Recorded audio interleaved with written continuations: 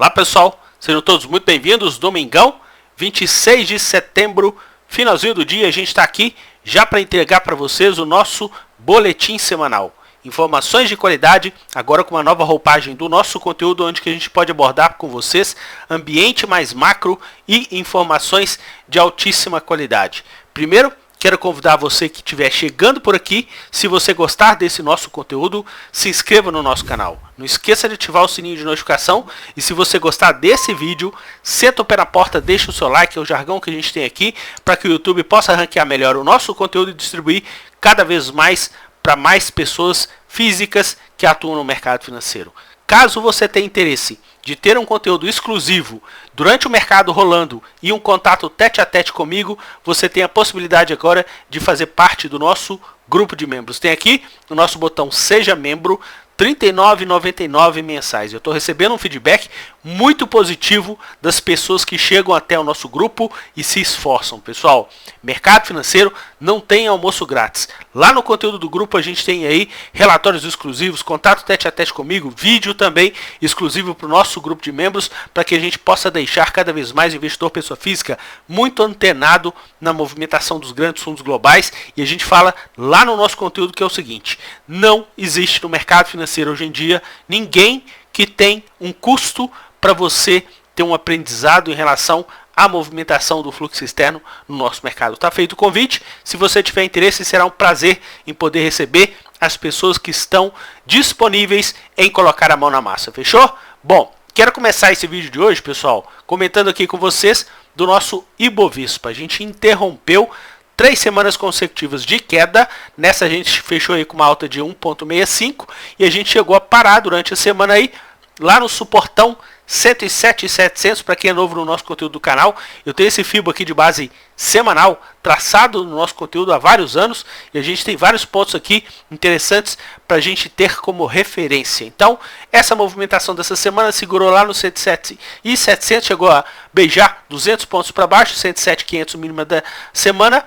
E agora a gente tem 114.700 como a região de piso dessa região de confusão que vai até 119.200 pontos. Só que hoje, pessoal, como a gente está tratando muito o ambiente macro agora nessa nossa nova roupagem do conteúdo, eu quero alertar vocês o seguinte: a gente teve reunião nessa última quarta-feira do nosso Comitê de Política Monetária, o nosso Copom, e foi decidido aumento da nossa taxa básica de juros de 5,25 para 6,25.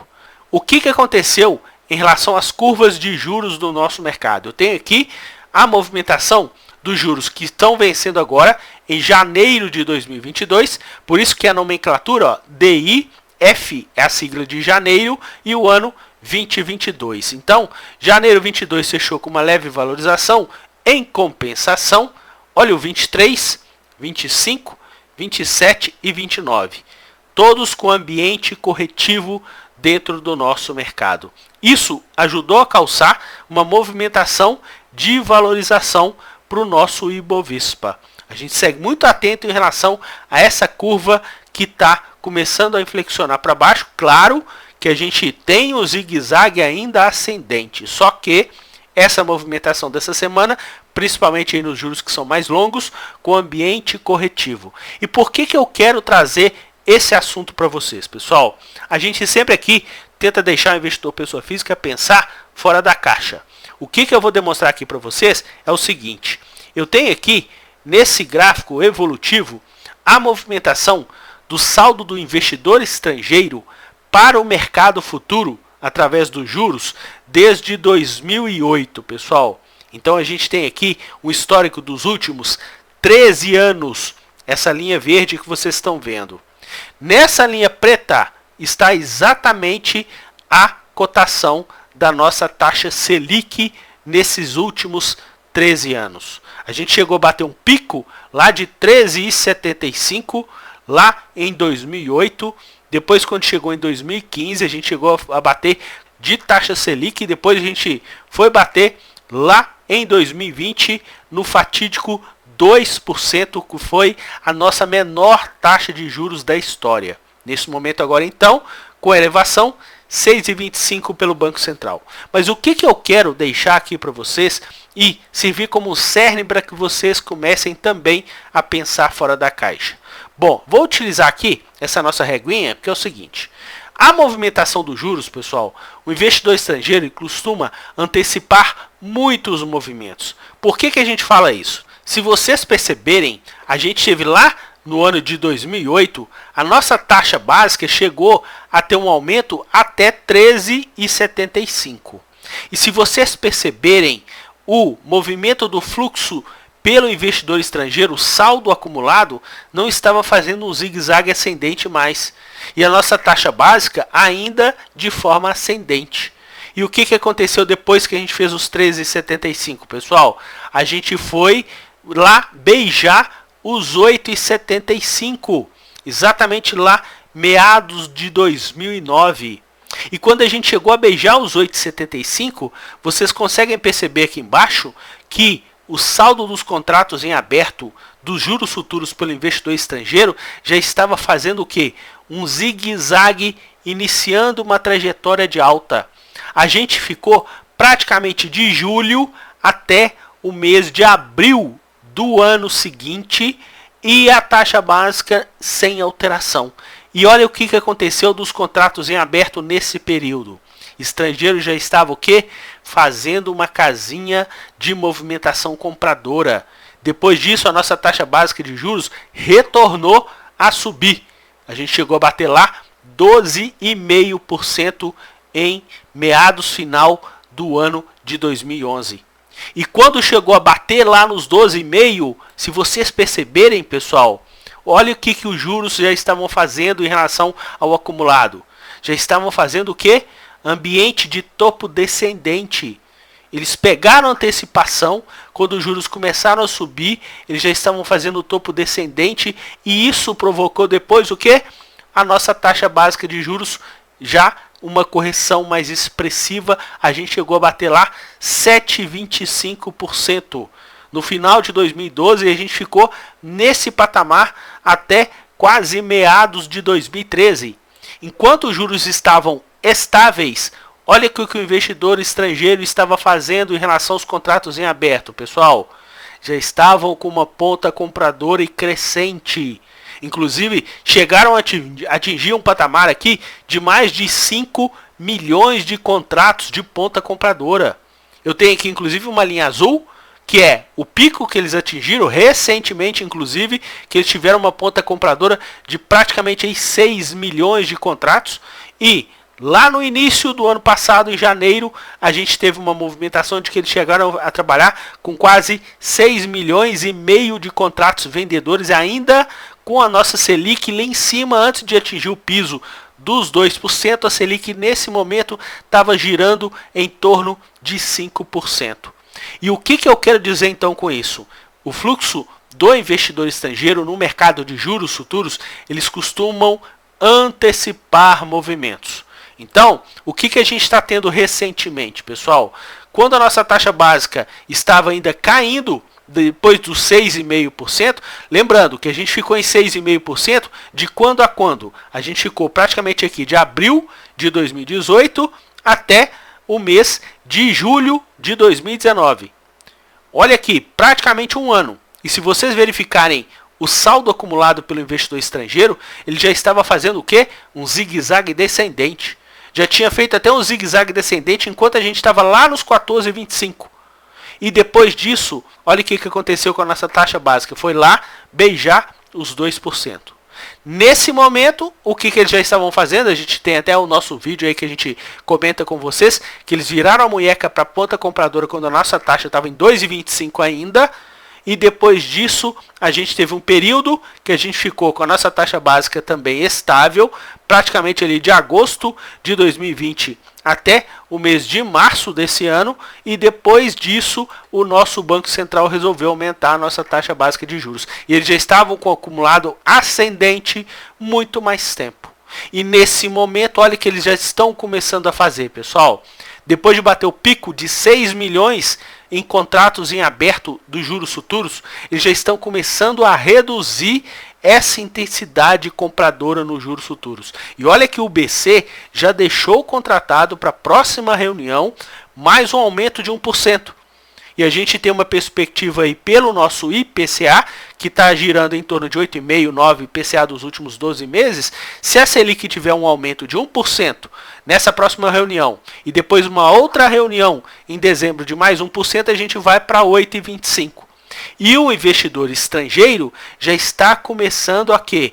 A fazer uma diminuição dessa intensidade compradora em relação aos contratos em aberto dos juros futuros, porque chegaram a nadar de braçada, pessoal. Antes de subir, eles já estavam lá em cima, e agora com a alta significativa dos juros, eles já estão colocando um caminhão de lucro no bolso e já começando a diminuir essa intensidade compradora para os juros futuros. A gente segue muito atento a esse comportamento do investidor estrangeiro dentro do nosso mercado. Fechou? Bom, então já que a gente falou do Ibovespa em relação à movimentação dos juros futuros, eu vou passar aqui para vocês a movimentação de variação, fechamento de base semanal dos nossos índices que não são tão amplos. Então a gente teve basicamente aí quase todos os índices fechando valorizados. O nosso Ibovespa aí 1,65, e a gente teve aqui o nosso índice industrial com a maior monta de valorização durante essa semana, 3%, pessoal. E eu quero passar aqui para vocês o quadro em relação aos ativos que a gente subdivide, os ativos que fazem parte do Ibovespa também em setores. E olha que esse gráfico aqui, vocês vão conseguir perceber o seguinte, olha, essa evolução semanal, olha aqui embaixo o setor industrial. São 7 ativos que fazem parte da atual carteira do Ibovespa, que pela descrição da B3 refere-se ao setor industrial. VEG com uma valorização mais de 5%. Olha aqui as ações de Embraer, pessoal, subindo mais de 14%, assim como as ações de Gol subindo mais de 14%. As ações de Azul subindo quase 11%, também CCR, Ecorodovias e as ações de Rumo, Raio 3, foram as que menos se valorizaram, quase 1% de alta em relação ao nosso mercado. Nessa semana a gente não fechou em alta. Quais são os setores que têm peso, pessoal? Não é financeiro? Olha o placar do financeiro. 12 ativos subiram, 6 caíram. Predominância de alta para os bancos, ambiente corretivo aqui para as ações de seguradoras, não na sua totalidade, já que as ações de BB Seguridade fecharam com movimento de valorização, e a administração de shopping centers, a gente teve aqui ambiente prioritário de alta para as ações de BR Malls e também Iguatemi, e o ambiente corretivo nas ações de Multiplan. Também seguiram na movimentação de baixa as ações da própria Bolsa B3 e também as ações de Cielo. Então, setor financeiro não é pesado, pessoal? A movimentação de valorização desse setor, principalmente aqui, voltado para o setor bancário, ajudou na movimentação de alta para o nosso mercado. Qual outro setor que tem peso, pessoal? Óleo, gás e biocombustível. Por quê? Está concentrado aqui as ações de Petrobras. Petrobras aí com quase 8% de valorização em relação às ordinárias e também às ações preferenciais. Inclusive as ordinárias subindo mais do que as preferenciais, mais de 8% de valorização. E olha o placar do setor de óleo, gás e biocombustível. Das 6 ações, todas tiveram valorização. A gente teve também valorização no setor de materiais básicos, muito concentrado em ações de siderurgia, com exceção das ações de CSN, que fecharam uma semana com desvalorização. Papel e celulose, tanto Klabin e Suzano subiram, só que as ações de Detex, que agora a gente chama de Dexco, fecharam com ambiente corretivo, assim como as ações de Braskem e também as ações de Vale. Bom, qual que foi o placar? 6-4, é um setor de peso. E olha aqui também o nosso setor de consumo, que possui a maior quantidade de empresas. Aqui a gente tem aqui 26 ativos em relação a esse setor. Qual que foi o destaque da semana, pessoal? O setor aqui de proteína, como as ações aqui de BR Foods, JBS, Marfrig, as ações de bife. Quem viu o nosso vídeo aí em relação aos ativos fortes, ativos fracos, deve estar muito contente da performance desses ativos, já que a gente já falou para vocês em algumas semanas, e esses ativos aí dando alegria na movimentação para o nosso mercado. Na outra ponta, como a gente teve aumento de juros, olha o que foi afetado, pessoal. as ações de varejo eletrônico, as ações de Magazine Luiza, Lojas Americanas, a Amer 3 antiga do B2W, com exceção as ações de Via, que fecharam aí com uma leve valorização na movimentação dessa semana. Também sofreram os ativos do setor de construção civil, aumento de taxa de juros nunca é bom, só que a exceção aqui foram as ações de JHSF, que fecharam com uma leve valorização em relação ao nosso mercado. Bom, e se a gente pular aqui para baixo? Olha aqui o setor de serviços públicos, pessoal. Já tem algum tempo que a gente está comentando com vocês, inclusive a gente chegou a postar para vocês no nosso vídeo da semana passada como é que estava o zigue-zague e a evolução do fluxo externo nesse setor de serviços públicos e também o setor de utilidade pública. Nessa semana aí a gente teve um placar de 9-3. Os ativos que tiveram uma movimentação de alta mais expressiva, as ações de Eletrobras, também as ações de Copel e também as ações de Sabesp. Essa semana o patinho feio ficou por conta do setor de saúde. Quase todo mundo caiu, com exceção das ações de Redditor, que fecharam com uma leve alta, 0,01%, ante a movimentação de queda mais expressiva, inclusive aqui nas ações de Qualicorp, que caíram na semana 6%.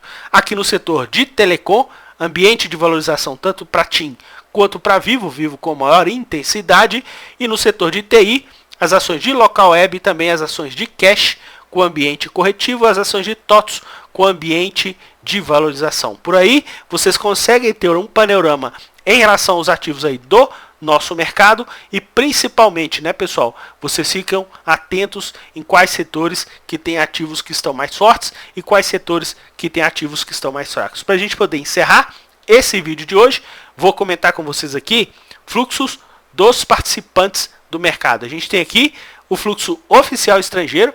Dá uma olhada. A gente tinha comentado com vocês que pelas corretoras estrangeiras a gente já tinha passado para baixo da média móvel de 21 períodos, coisa que só aconteceu agora com a movimentação do fluxo oficial estrangeiro. Aí você comenta, Renato, a nossa bolsa está caindo praticamente aí desde quando, pessoal? Desde meados de junho.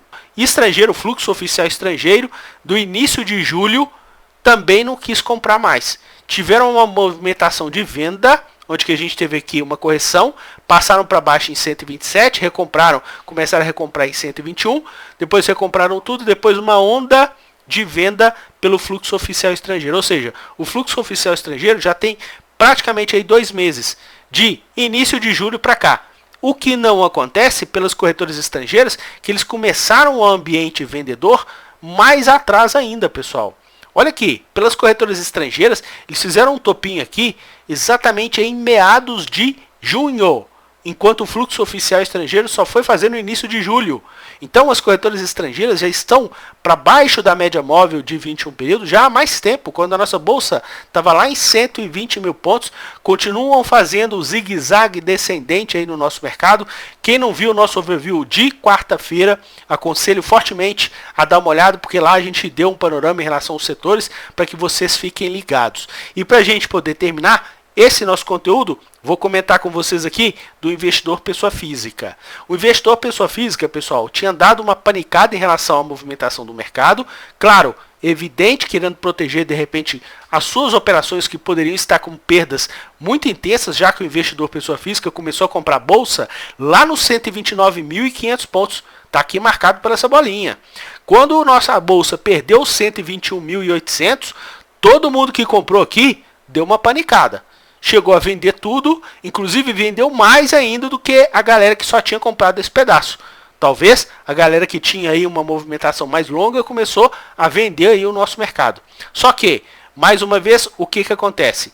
Investidor pessoa física, quando o nosso mercado bateu lá 117.800 pontos, investidor pessoa física começou a comprar novamente.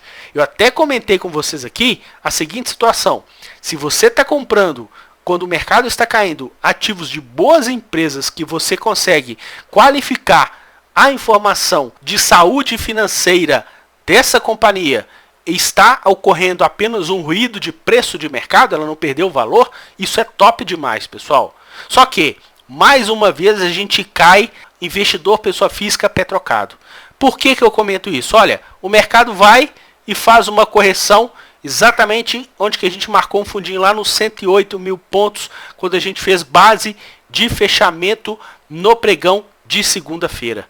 E de lá para cá o mercado começou a fazer uma recuperação. Olha o investidor pessoa física, pessoal, vendendo, querendo quase passar novamente para baixo da média móvel de 21 períodos. Se for um investidor que é de longo prazo, eu vou rechaçar alguém que comentar isso aí em relação a esse nosso vídeo. Porque quem está investindo a longo prazo não chega a comprar depois de 2 semanas e depois vender.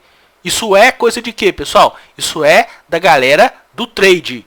E a galera do trade, quem comprou aqui quando a bolsa estava em 117.800, a bolsa não chegou lá ainda. Então, tá vendendo como? Tá vendendo com lucro? Talvez quem está vendendo aqui com lucro pode ser só a galera que chegou a comprar aqui embaixo, né, pessoal? Em relação à movimentação, por exemplo, aqui do dia 17 até o fundinho de segunda-feira do dia 20. Ou seja, comprou ali na sexta, no final do dia, tem que ser no final, porque se for no início também, ficou praticamente aí no mesmo nível de preço. Então, o cara que comprou ou sexta-feira no finalzinho do dia, ou na segunda-feira que está querendo vender. Mas a gente sabe que teve gente aqui para trás, ó, comprando desde quando a gente estava nos 117.800 pontos. Infelizmente, andando na contramão dos preços, tentando entrar no mercado financeiro, naquele oba-oba dos sonhos aí que é vendido pela sistemática do mercado, infelizmente isso acontece, qualquer profissão tem assim, por isso que a gente tenta tratar aqui no nosso conteúdo de forma séria o que o investidor, pessoa física, precisa de prestar atenção com assuntos relevantes para que vocês fiquem cada vez mais craques em relação à movimentação do nosso mercado. Então, pessoal, desejo a vocês uma excelente semana. Eu quero que vocês cada vez mais fiquem cientes que a gente está aqui agora com o nosso conteúdo aberto, onde a gente consegue capturar um ambiente mais macro, ambiente de consciência em relação às pessoas que curtem o nosso trabalho. E caso a pessoa queira um conteúdo mais operacional, um conteúdo mais de alerta, um conteúdo mais de intensidade e pressões, tem lá o nosso grupo de membros que a gente faz com muito carinho realmente para poder ajudar em um preço acessível que ninguém no mercado financeiro faz, justamente para que você entenda o que é o mercado financeiro de uma forma profissional. Forte abraço a todos e até o nosso próximo vídeo. Tchau, pessoal!